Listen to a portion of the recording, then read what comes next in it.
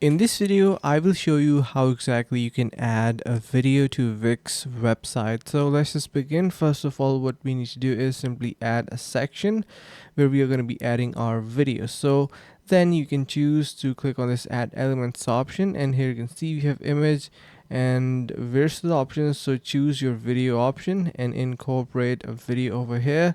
So click on this first option and you can add any type of video or upload your on video as well. If you want to upload your own, click on this change video option and you can upload from your computer. Let's just say I want to select anything of my own. I can click onto this option and change this video and simply upload my files in here. So you can see we can upload media, drag from upload from our own computer. Let's just say I have something in downloads that I want to upload, maybe this one, or yeah, we can upload this one. And yeah, so just wait for a couple of seconds and it will be uploaded, and once it's done you can easily incorporate into your own site. So you can see it is now loaded.